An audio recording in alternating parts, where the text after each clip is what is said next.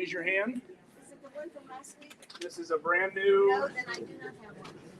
Brand new everything. Thank you, sir. Yeah. Here. Do you want me to take one or do you need your other Pretty tall. I'm sure. Hey, you know, like, I didn't get and backsliders back here. Yeah, I'll run it. Actually, I'm gonna leave you with a couple back there. Kick them out.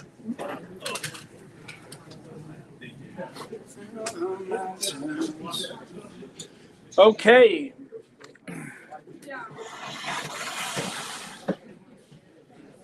Blocking fire hazards here.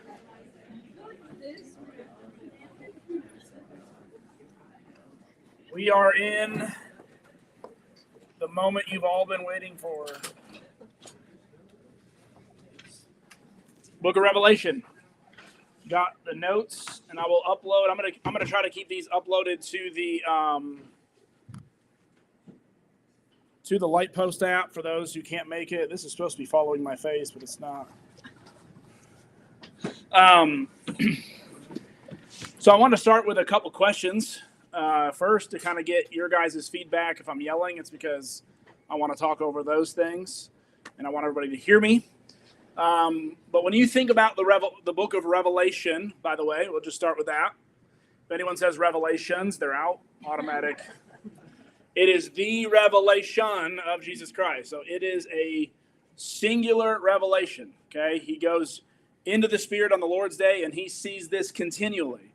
And you can imagine Daniel goes through some of these as well, where he wakes up. Daniel wakes up, and he's terrified. Right, so this is a singular vision that has a, well, we'll get there in a moment. But when you think about the book of Revelation, this question we're going into, what comes to mind? Hope, end of time. So figurative, a lot of symbols. Anyone else? The what? Admonition of the seven churches, right? So you've got seven churches of Asia. Anyone else? For me, it's very scary because you don't understand it. Well, You just picture all this like sci-fi weird stuff happening. Yeah, a lot of very scary. A lot of movies, have been made out of at least portions of this book. And so what we want to do a little bit in this class first is to demystify the book of Revelation just a little bit, okay? I can't promise you that I am going to answer every single question that you have about the book of Revelation. I promise you I will not be able to do that. You want to know why? Because I have questions that are unanswered too, right? So, and if I have questions that are unanswered as well, guess what you're going to have probably? You're going to have questions that are unanswered, and I have to be humble enough to say what? I just don't know.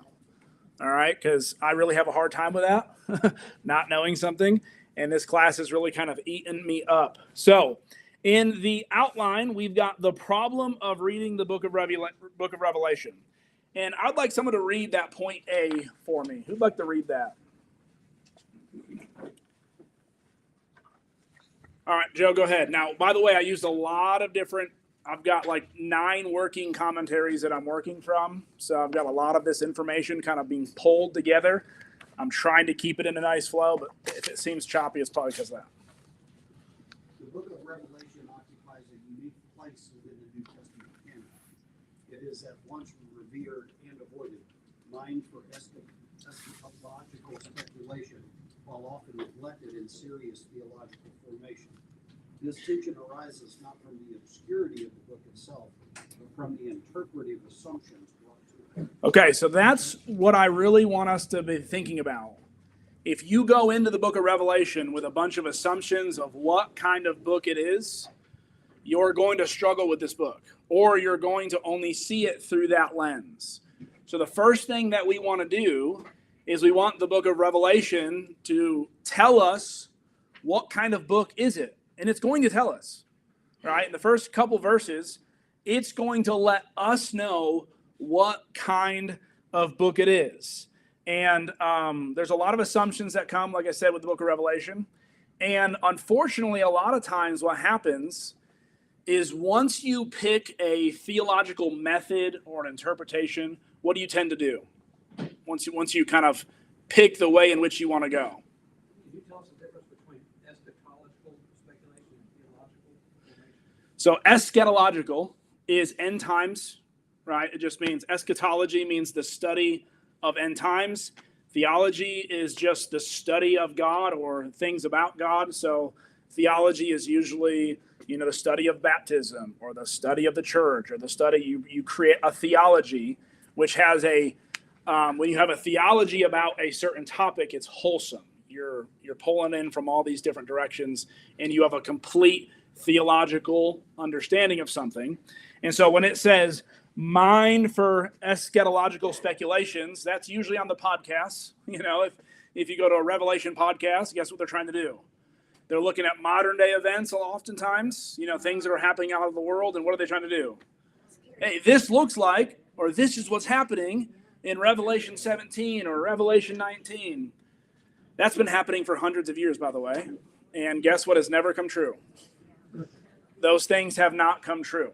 Now, that within itself doesn't make it untrue, that view. Just because someone hasn't picked the right, eschatological signs as of yet, does not, just because other people have done it falsely or wrongly, doesn't make that automatically, right? I've got other reasons why I believe that's a wrong view of Revelation, but we just got to be careful. Just because one person misuses that interpretive method doesn't mean that maybe somebody will get it right one day, right? That kind of theory or that kind of thinking. We got some more outlines for you if you want one. Did you get an outline? I think you have some extras over there. Thank you, sir. So the heart of it, look at B, the heart of the issue is that Revelation is frequently read as something it never claims to be. Okay? It would be like you going in and Paul saying, hey, I'm writing to a letter to the church at Thessalonica, and you study the letter of the church of Thessalonica as David writing a psalm. Well, this is a psalm of David. And you go in and look for poetry, heavy poetry. You look for heavy, symbolism, and you try to interpret the book of Thessalonica, 1 Thessalonians, as a psalm or a proverb, right? You're going to miss the mark, aren't you? You're going to miss what the book's about. And so what we're going to be doing is looking at the book of Revelation. So who wants to read the first 4 verses of Revelation chapter 1? And in the first 4 verses, it's going, well, that's really zoomed in on me. I'm sorry, people at home. I knew my head was big, but it's taking the whole screen up. Revelation chapter 1, look at the first 4 verses. Who'd like to read it? And if you read, please read loud and proud. The revelation of Jesus Christ, which God gave him to show to his servants the things that must soon take place. He made it known by sending his angel to his servant John, who bore witness to the world of God and to the testimony of Jesus Christ, even to all that he saw. Blessed is the one who reads aloud the words of this prophecy, and blessed are those who hear and who keep what is written in it, for the time is near. John, to the 7 churches that are in Asia, grace to you and peace from him who is and who was and who is to come, and from the 7 spirits who are before his throne. Okay, that's good right there. So in verse 1, what does the book claim about itself? What is it? Very first couple words. It is well, that's the book, of course, right? But what does the word revelation mean? When it says the revelation of Jesus Christ, it's not saying, hey, this is the word of Jesus Christ, or this is a prophecy of Jesus Christ, or this is but what does revelation mean? It's revealing something that we don't really know. Yeah, so the word is an apocalypsis, right? That's the term. It's the Greek word, apocalypsis, okay? And all that means, as we're going to look at that in a little bit, is it is a revealing of a mystery, okay? So apocalyptic literature was well known in the first century. And what you would do a lot of times with an apocalypse or apocalypsis is oftentimes you are speaking about the state of current events. Okay? And what you would do is you would highly symbolize the things that are going on in the world, or let's narrow it down. Let's say you wanted to write a story about your own family life and what's going on at home, but you didn't want to use those people's names, right? You didn't want to use their names. You didn't want to use specific situations, but you also wanted to tell the story in a highly symbolic, figurative way. You almost over-exaggerate some of the things that have happened to show you this is the kind of family life that I have. Oftentimes, kids will do that when they go to counseling. Counselors don't always ask, hey, what's going on at home? They want them to tell me a little bit about how you're feeling lately. And usually in how they're feeling, there's things that come out, or they ask them to journal. Hey, write a little short story about about your life, and change characters, change that kind of stuff. And what they'll do is they'll actually expose a whole lot about how they feel the state of affairs are going on at home or at school or at work through in our modern day version, an apocalypse. Okay. And so what an apocalypse does is, especially in the book of Revelation, as we're going to see, there's a lot of things going on in the imperial world, right? With Rome, right? And with Jerusalem, and with armies coming through, and the politics between, the Jews kind of breaking off from the Christian faith, Rome coming in, have just kind of did what they did with the Jews, now coming after Christians. There's a lot going on in the political sphere. Well, how do you talk about that? One, we talked about this a couple weeks ago in our Wednesday night class. If you're carrying around a letter and you're speaking bad about, the current Caesar who's in power, what's going to happen to you?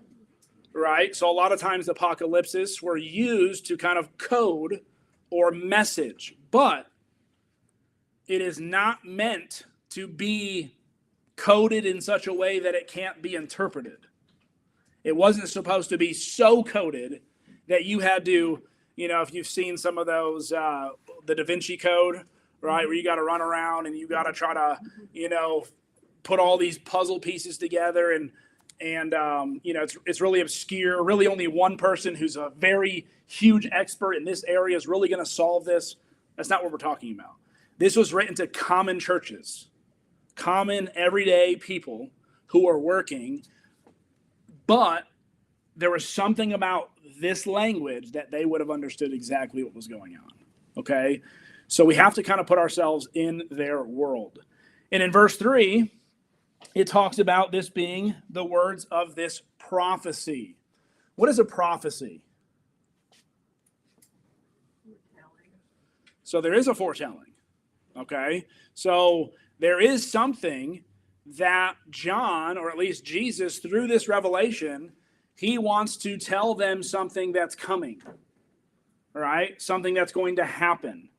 But in verse 3, read verse 3 again, Sella. Blessed is the one who reads aloud the words of this prophecy, and blessed are those who hear and who keep what is written in it, for the time is near. Okay, so just before you start decoding anything, if you're reading this for the first time, you hear the word prophecy. A lot of times we think of prophecy as what? Like way future events, way in the future. If you're just reading verse 3, what sense are you getting? Urgency. There's some urgency to it. Those who hear it and read it and do it will be blessed, for the time is near, right? And so this is something that, at least right now, right, we're going to assume we're going to be first-time readers of this book and trying to work our way through it, that the first people who read this book, it had something for them that they could listen to, they could do, they could heed, and it was talking about things that were going to happen to them. Okay? Now, would it be curious if a book about hope in the coming of kingdom and how God's reign and rules over all of the earth, to not talk about the end of times or when Jesus would come back and establish his kingdom? Would it be something you would expect at least John to bring up eventually when you're speaking about hope? I mean, Paul does it in almost every letter. Every letter has something to say about the second coming of Jesus. So not to say that there's nothing about the second coming of Jesus, but when we're first time readers, we got to go, what would these first time readers have heard? What would they have understood? Because in verse 4, who does it say it's to? It does not say it's to the Lenore City Church of Christ. It does not say it is to modern, right? Not to say there's not application. But right now, when you're reading this is to this. So there's a revelation or there's an apocalypse, which that language is used to, let's call it, put the heart and meaning behind modern day events that are going on, right? What's really going on. And that's why in the book, we're going to see there's the city, but what's behind the city? There's a beast and a dragon. There's power. There's a city, but who's sitting on the throne of the city? There's this harlot, right? And the power is given from the beast, and the beast gives its power, or the dragon gives the power to the beast gives the power to the city gives the power to the harlot. But behind all of that, who takes away the power from the dragon and the beast and the city, right? Jesus comes, right, on his white horse, and automatically, so you're seeing an underlying theme that if you're a Christian reading this, you would have understood. Even if you wouldn't have understood every symbol. I'm going to tell you right now, not every symbol in the book of Revelation is meant to be taken piece by piece by piece. It's painting a picture, okay? And that picture is going to tell us something. All right? So, these are not, look at verse, these are not merely descriptive labels. They are interpretive constraints. What's an interpretive constraint? Don't go beyond this. It has told you what kind of book it is. Do not study it like any other book. Do not study it like you would a Psalm. Do not study it like you would the book of Genesis. Do not study it as a pure historical book. This is an apocalypse. You got to be ready for some high symbology. And when you're looking for high symbology, you've got to say, what does this symbol mean, or what does it represent? It's not its own thing. It's like an illustration. When you use the word like or as, when you use those terms, you're not taking apart the illustration. Have you ever used an illustration and someone says, well, that illustration doesn't work because blah, blah, blah. I wasn't trying, the reason you use illustrations is because it's not the thing. You're trying to describe a thing. Of course, it may not be a perfect representation. It's the same thing with the book of Revelation. You can take it apart, analyze it, and go, well, this doesn't really fit over here, and this kind of seems like it. You got to be careful to do that. It's trying, and we'll see that as we go. All right. I've got some different scholars, and one of the cool things that I've done is I've taken scholars from all vast over, the Christian world. And what I want you to understand is there are people who are coming to some of these same conclusions about the book of Revelation as we are. Okay, so we have a chance to really talk to people about this. It's a very conservative view. The only people who really believe the book of Revelation is this high, they're the ones who talk about it all the time. That's why you hear them. There are people who are obsessed with this book, okay? And so we got to be careful. But anyway, all right, so let's jump down into the Revelation as an apocalypse. We're going to look at this word real quick. So the term apocalypsis denotes an unveiling. That's what the term means, to unveil something. A disclosure of what is otherwise hidden. This is crucial.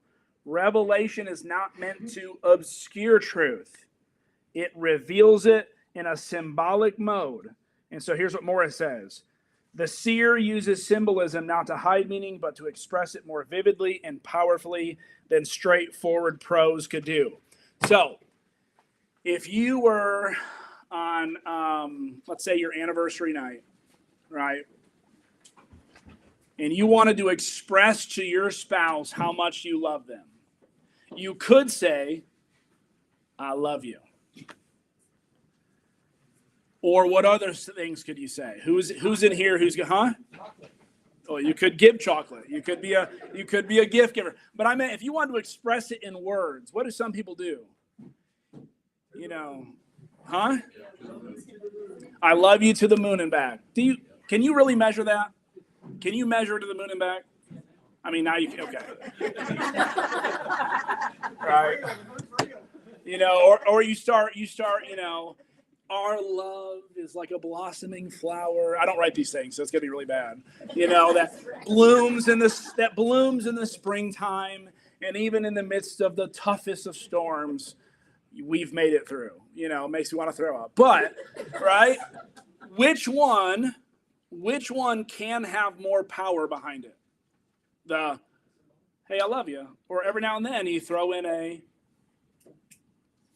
poem or, you know, something to try to paint a picture. This is how much I really love you.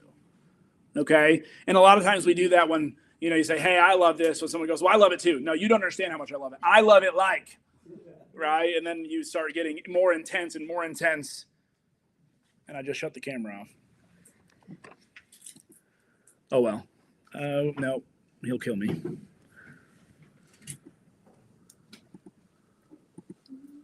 Let's just switch it over here. I'm back. Okay, we'll stay right there for now. Anyway, so that's what an apocalypse does, okay? It does more than just, it's kind of like why we talk about the Bible's written in narrative. Why couldn't God just give commands and leave it alone? Sometimes a narrative tells a better story, doesn't it? What does it mean to be a man after God's own heart?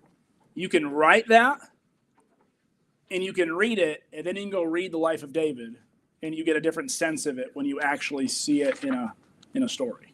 Okay, that's what apocalypse does. So symbolism then is not a barrier to understanding. It is a means of intensifying perception. That's what we need to understand. There's a perception that is the reality, and you want to intensify that. We weren't scared. We were really scared. Let me tell you how scared we were. It was like a dragon hunting us in the middle of the woods, breathing its fire. And we were, you know, down in a hole in the heat, right? None of that happened. But you're trying to intensify how afraid you were. And you do that through symbolism. Does that make sense? All right. I think that's pretty easy. Now, what's very interesting about this book is it borrows language from other books. And that's the Old Testament. There are some, depending on who you read, there are people who have the count of Old Testament quotes and allusions to over 500 allusions to Old Testament books. Some as low as 230. That's the lowest I have found. Some up to 570 allusions to Old Testament. That's a lot, isn't it? I mean, if I were trying to preach a sermon and I was using an illustration from a book that none of you have read, and half of my sermon was referencing a book none of you knew anything about, how well would you interpret it, that sermon? I mean, you barely interpret my sermons anyway. All right? But if 50, I'm just kidding. 50%, thank you. But 50%, right? And so when we miss that Old Testament narrative and allusion, and that's what we're going to try to do as we're going through this, it's going to be tough for me to get through this in 2 quarters. But if you don't know the book of Daniel, Ezekiel, Isaiah, Zechariah, Exodus has a lot, and the book of Psalms, you're going to struggle with this. I mean, people already struggle with Ezekiel, don't they? How many of you just read Ezekiel for fun? All right? It's not fun reading. How many of you read Zechariah lately? 12 chapters, but it's night visions, right? And what in the world is he talking about with this angel and this pit and this? Well, Revelation's going to use it. Now, if I were to quote something from a book, let's say Lord of the Rings, let's say I was using Lord of the Rings, all right, for an example, and I was quoting something from that book, am I just using the quote because I really like it? Or is there something that is built up to that scene or that event that I'm using that helps intensify what I'm trying to say? So you'd have to go probably read that scene again, or read that part in the Lord of the Rings, or, you know, go watch it again to, oh, that's what Jesse meant. You can see how it connected with the sermon or connected with the lesson because you go read it, and because I made a point that really hinged on you knowing this scene in Lord of the Rings. If you've never watched it, you might be able to get the point, but you're going to miss a whole lot of it. If you don't go back and read the book of the Old Testament and understand the Old Testament isn't just going, you know what, Zechariah said that real cutely, so I'm going to use his same symbol over here, but not use it the same way that Zechariah used it. That doesn't make sense, would it? You'd have to know, well, how is Zechariah using it? Because John's going to borrow it and use it similarly, in a similar fashion. So that's why knowing what's going on in Zechariah, going on in Ezekiel, when he's alluding to it, will help you understand the book of Revelation. Joe? And you're talking about the Lord of the Rings trilogy. It helps to know world history Oh. because that book was written in the 30s, or at least the first one was, The Hobbit, was written in the 30s with the background of Nazi Germany and Europe being engulfed in a war and one dark warlord that's causing it all, Hitler, So that makes your point about the book of the Bible, this book of the Bible, to understand the history around it is really, really important. Same thing with a lot of books. See, I didn't know that about Lord of the Rings. So I'm missing It was something. published in 1937 or something. It's an old book. Yeah, so there are themes that I probably missed in Lord of the Rings. I just thought it was a cool story, which is what a lot of people go into Revelation. But if you don't know, that's a great illustration about, taking, hey, this is kind of, if it is, right, I'm taking your word for it. If it's written about these things that are going on, man, who's Saruman, right? Who's, Gandalf? Who do they represent? Who are these different, nations? What do they represent? What's an elf then? What's a little dwarf? Who do they represent, right? Brooke. I knew she'd look at me. I felt it. Felt the dwarf. All right, so we understand that. These are a lot of things that we need to understand. Let's see what are some of the things. All right, go down to, I have a lot more in here than what we need. Go ahead, Alex. Speak up a little louder. For the new converts at the time of this being written that hadn't that don't know the Old Testament, people that were Gentiles and then they became Christians, how is it just on the Jewish people to educate them on the Old Testament stuff first so they can understand this, or because if you just now got at it and it's just you saw Jesus and you're converted, you're not gonna know. You're not gonna a Jew will have grown up studying it it was the second language to them, out in the Old Testament. But somebody new wouldn't know any of that. So yes, and that we'll get into when we're the dating of the book of Revelation. We'll get there. At minimum, we're 30 years away from the time of Jesus' death, if not more. So one of the things we want to consider is when Paul and the apostles are going around and preaching from the scriptures, what scriptures are they preaching from and converting people from?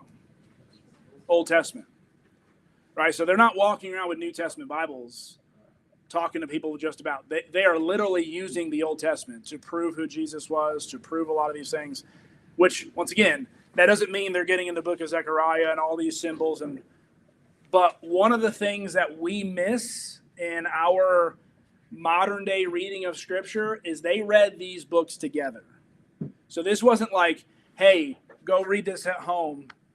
And we would have read this, interpreted this together. A lot of times they were read in front of the church, and then they would have sat down and they would have talked about it. And so those, hey, this is going on, what's going on in the book of Zechariah. So those who have that Jewish background knowledge, one, that's been being passed down, right? And Paul and Peter and all the apostles, they themselves being Jews, right? They're preaching from a very Jewish message.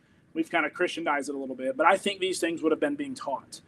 And third thing is, this is not the only apocalypse that was going around at the time. They were already writing in this style, right? Not on a large scale, but we have evidence that this kind of language is already going on, and they were already talking about the imperial world with these kind of symbols. So, and I'm going to use a very inflammatory term here, but if in 2,000 years someone was reading a tweet from somebody and they read the yellow-haired man, who are they? The yellow-haired man today got up from his podium and said blah, blah, blah, blah, blah. We all know who they're talking about. Donald Trump. But in 2,000 years, that yellow-haired man, they're like, well, who? How many yellow-haired men were living? We would understand who that's talking about because we're using it and we're talking about it. And these are things that are being circulated, okay? So I don't think this is one of those books that these were the first time they were seeing some of these symbols and hearing some of these images. This was John taking thoughts they were already going around and already being spread and putting it into a, hey, this is from Jesus. Let's use some of these. This represents, Rome. This represents, they would have gotten that. Okay? At least that's our best interpretive method of it. I don't think this was new to them. Where they go, what in the world kind of book is this? Can't you just write like everybody else did? Can't you give us a letter from Paul that was straightforward? There's a reason why. He didn't do what he did. And a lot of it, when I say guesswork, I don't mean we just throw a dart, at a board and whatever one we hit. There's educated guesses when it comes to anything that is that old when you start studying that period. And so we're putting a lot of these pieces together. I'll ask my crazy questions. That's all right. Been a while, I'll give you a break. Okay, how do you know this is written in symbols and not realistic? Because the word revelation that he uses, that is a Greek word called an apocalypsis. That is a genre of literature. So the word, it'd be like me saying, hey, this is a poem of Jesus. If I said that, what would you, and you went and read, you would be reading a what? You're reading a poem of Jesus. He's told you this is a poem of Jesus. If I told you this is a letter of Jesus, what would you? This is a letter, right? And if I use this is a revelation of Jesus, this Greek word is a genre of literature. So substitute. You have to know what that means, and people who don't know what that means, it's very confusing. Yes. So how would you know if you didn't know that, how would you know to learn that? That is why we rely on people who study these things. Okay. Really. I didn't know what that meant, but even somebody else, and I was trying to explain that, of course, Yeah. We got to remember the Bible wasn't written in English. Okay. The Bible wasn't written in English. It was written in Greek. Okay. Greek, Aramaic, Hebrew, depending on where you're at. But this is written in Greek. Okay. So we need to understand, what does this Greek word mean? This is just a translation of the word. It is not the definition of the word. Okay. It's kind of like the word baptizo in baptism. Right? Baptism is a transliteration of the word baptizo, but we don't use the word baptism a whole lot outside of really religious connotations. But if you go and you look at that term, you got to look at the Greek. We have Greek tools. That's how they translated it. Okay, so it's just more research. Just more research, yeah. Gotcha. And that is why Christianity is a taught religion, right? There are some things you can't pick up and just get without having some kind of these Bible background. The faith has been passed, right? The faith has been passed down. And some of this has been written for hundreds and hundreds and hundreds of years, passed down. We've got writings of the things that we're talking about, they were talking about 500 years ago. They were talking about 1,000 years ago. They were even talking about 1 century after the time of Jesus. We've got 2nd century writings that are talking about the book of Revelation. And so we can go and look at all of their writings and how they interpret it as well. Good question, though. That's a very good question. It's scary because you're like, you see all these things. Yeah. You don't understand that. Yeah. Any other questions? Comments? All right. So what we're going to see, you see this apocalyptic as a counter-imperial vision. So here's some interesting stuff that I was looking up, and we're going to get into some of these as we get in next week. I've got a book. If you want a really cool, quick read about the book of Revelation, David De Silva has called Unholy Allegiances, Heeding Revelation's Warnings.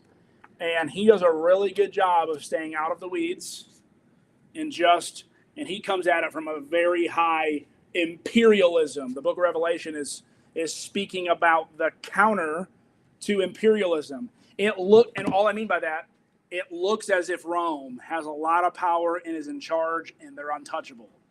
And at that time, if you were to ask anybody on the street, Rome was untouchable. They could conquer anybody. They were winning every battle. They were winning all the wars. They were conquering the entire known world, and they were still expanding.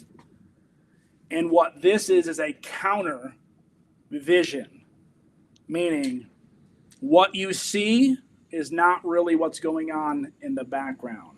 So a lot of what the book of Revelation is going to do is understand what's going on in the spiritual realm during all this. Who are the real powers behind it? What is God doing? Where's Jesus fit into this? And where does the kingdom of God fit into all this? Because Jesus preached a whole lot about this kingdom that was going to be built, right? Not shaken nor destroyed, and was going to conquer and not be defeated. Well, it looks like if what Christians were going through, what did it look like? It looked like defeat. It looked like Rome was winning. It looked like Christianity was going to be snuffed out.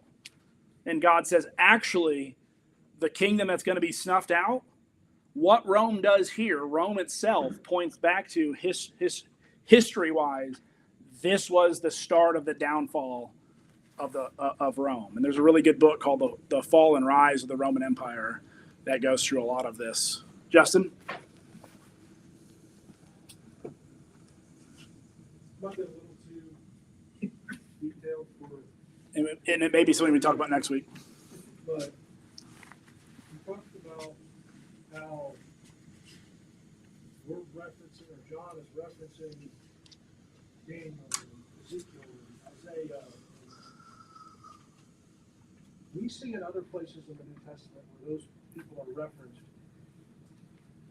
but it seems like they're referenced in ways that they themselves didn't use. The one that comes to mind is, Isaiah 7. This shall be a sign for you that no virgin shall conceive and give birth, and they shall call his name. The birth of Jesus wasn't what that specific verse was talking about when it was written. Yes and no. But I know it's already not yet. Yeah. But the person that they were looking for in that specific prophecy immediately was not Mary. It was not Jesus. Immediately. There are many, by the way, who believe that was a messianic passage well before Jesus came and said So it. my point is, it's not unheard of to see a passage used in a way that they were not. It didn't seem like it was the way that the person that wrote it was meaning. That is true. That is true. Is that the second bell? Couldn't you have asked that 10 minutes earlier? We're going to look at this next week, okay? But fulfillment is not singular. So Revelation is a lot of fulfillment or using other symbols. What I will say is you are exactly right, but there is a framework in which Isaiah 7 is being used that still fits Jesus coming and being. Once you plug it in, it makes sense. But you can't take just a random passage and go, no, that doesn't even look like, right? That doesn't even look like how it could have been used. Because by the time you read Isaiah 7 and Isaiah 8, what does Isaiah 8 say about this son who is going to be born? He would be Emmanuel. And then you get into chapter 9, which is a son would be born, right? So once you put chapter 7, 8, and 9 together, you realize there's something bigger being talked about with this child than just the birth of this child alone. So to me, you are correct that first usage of Isaiah 7:14 has nothing to do with the birth of Jesus. In another sense, it has everything to do with the birth of Jesus in context. Does that make sense? Yeah, I guess my point was John would be the only one to know that. Yeah. There's no way for me reading that. To know what? All right. No, seriously. Let's bring that up next week, and let's start there. That's a good topic.